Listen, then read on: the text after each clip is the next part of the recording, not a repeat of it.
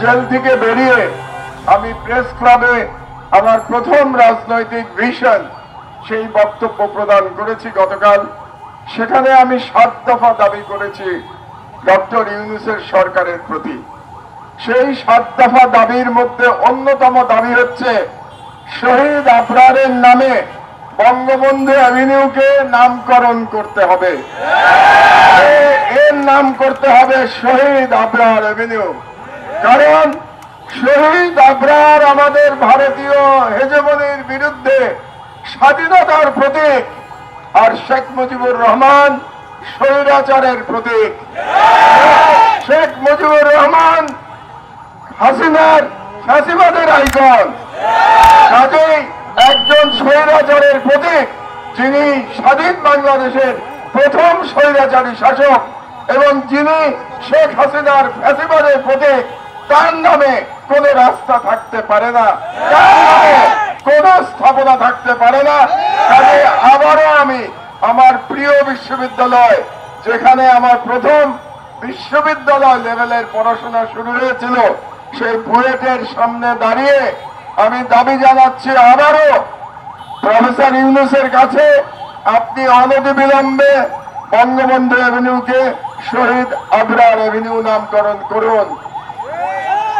আপনাদেরকে একটা পুরনো ইতিহাসের কথা বলি। আমি বৃদ্ধ মানুষ, তো পুরনো কথা মনে পড়ে যায়। 15ই আগস্ট 1975 আমি তখন বুয়েটে কেমিক্যাল ইঞ্জিনিয়ারিং এর 3rd ইয়ারের ছাত্র। সকালে আমার মনে আছে, আমার পাশের রুমের যে ছেলেটি ছিল আমার 1 বছর জুনিয়র, সে এসে আমাকে ঘুম ভাঙিয়ে বলল, মাহমুদ ভাই ঘুম থেকে ওঠেন, স্বৈরাচারের পতন হয়েছে। আমরা তখন বন্ধু বান্ধবরা মিলে এই এসএম হলের সামনে দিয়ে হাঁটতে হাঁটতে আমরা শাহবাগের দিকে যাত্রা শুরু করেছিলাম।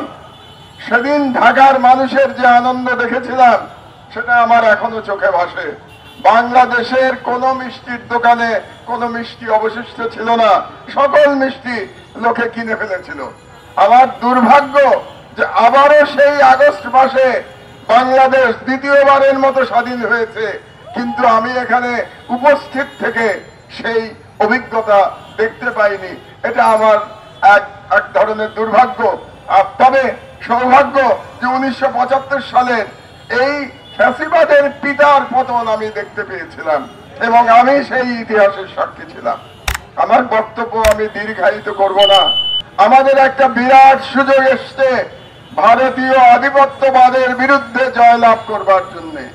আমাদের যে আন্দোলনে আক্তাররা এবং আরো যারা এখানে আছে, যারা নেতৃত্ব দিয়েছে, যে তরুণ সমাজ, যে ছাত্র জনতা নেতৃত্ব দিয়েছে, তারা তাদের লড়াইতে প্রথম ধাপ অতিক্রম করেছে, অর্থাৎ হাসিনার ফ্যাসিবাদের পতন হয়েছে।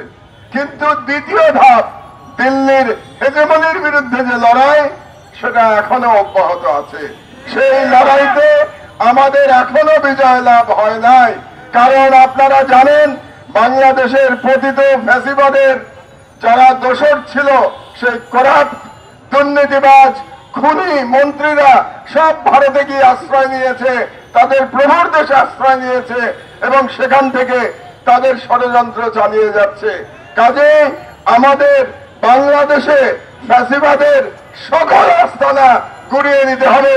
জনগণকে সাথে নিয়ে আমাদের ফ্যাসিবাদকে এই দেশ থেকে নিশ্চিহ্ন করতে হবে। আমার বয়স হয়েছে, আমার 71 বছর বয়স হয়েছে, কিন্তু আপনাদের সাথে আজকে তরুণদের সাথে আমি দাঁড়িয়ে বলতে চাই যে আমাদের প্রতি আপনারা, আমার প্রতি আপনারা যে ভালোবাসা দেখিয়েছেন, সেই ভালোবাসার ঋণ হিসেবে আমি বলতে পারি যে বাকি জীবন যেন এই তরুণদের পাশে থেকে আমি ভারতীয় ফ্যাসিবাদের বিরুদ্ধে আমার লড়াই চালিয়ে যেতে পারি, যে লড়াই আমি গত 18 বছর ধরে আমার সাধ্যমতো আমি চালিয়ে যাচ্ছি। তো কাজেই আমি এই সরকারকে প্রথমেই বলেছিলাম যে আপনারা বিপ্লবকে ধারণ করুন, বিপ্লবকে ধারণ করে আপনারা বিপ্লবী সরকার হন। আপনারা কোনো অন্তর্বর্তীকালীন সরকার হবেন না। আপনারা শেখ হাসিনার এই সংবিধানকে ছুঁড়ে ফেলে দিন, ছুঁড়ে ফেলে দিয়ে আপনারা বিপ্লবী সরকার হিসেবে রাষ্ট্র পরিচালনা করেন এবং আপনারা আগামী সংসদে যেটা নির্বাচিতরা আসবেন তারা যেন বাংলাদেশের বিপ্লবের যারা মর্মবাণী ধারণ করে সেই মর্মবাণী ধারণ করে জনগণের চাহিদা অনুযায়ী একটি নতুন সংবিধান রচনা করে। কিন্তু এই সরকার এই ভুলটি করে ফেলেছে যে তারা এই সংবিধানকে এখনো তারা বাঁচিয়ে রেখেছে। কাজেই আমি আমার আগে যে বক্তব্য বলে গেল সংবিধানের কথা, তার সঙ্গে আমি সম্পূর্ণ একমত। এখনো সময় আছে। আমি ডক্টর ইউনূসকে আহ্বান জানাবো যে আপনি অনতিবিলম্বে আপনার সরকারকে বিপ্লবী সরকার নামকরণ করুন এবং আপনি রাজনৈতিক দলগুলোর সাথে আলোচনা ক্রমে আপনারা প্রস্তাব গ্রহণ করুন যে এই সংবিধান পরিবর্তন করতে হবে এবং আপনি রাষ্ট্রপতির দায়িত্ব গ্রহণ করুন এবং রাষ্ট্রপতির দায়িত্ব গ্রহণ করে আপনার কোনো প্রধান উপদেষ্টার দরকার নাই, আপনি কাউন্সিল অফ অ্যাডভাইজার্স করুন। Council of adviser under president Yunus, এটাই আমাদের দাবি এবং পরবর্তী সংসদ এসে এটাকে রেটিফাই করে দেবে। এটার পূর্ব অভিজ্ঞতা আছে আমাদের।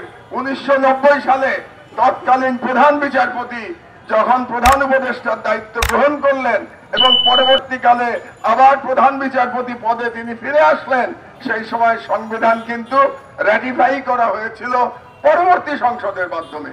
কাজে আপনি যদি এখন আপনার সরকারকে বিপ্লবী সরকার ঘোষণা দিয়ে আপনি রাষ্ট্রপতির দায়িত্ব গ্রহণ করেন, তাহলে আমি নিশ্চিত যে আগামী পার্লামেন্ট এটাকে রেটিফাই করবে এবং আমি নিশ্চিত যে বাংলাদেশের বিপুল সংখ্যাগরিষ্ঠ জনগোষ্ঠী, মেবি মোর দ্যান 90%, তারা চায় যে এই সরকার তার বিপ্লবী সরকারে পরিণত হোক এবং ডক্টর ইউনূস বাংলাদেশের রাষ্ট্রপতির হয়ে রাষ্ট্র পরিচালনা করে। আপনাদেরকে ধন্যবাদ এই অনুষ্ঠান আয়োজন করার জন্য। আবারও আমি আপনাদের স্মৃতির প্রতি আমার শ্রদ্ধা জানিয়ে আমার বক্তব্য শেষ করছি।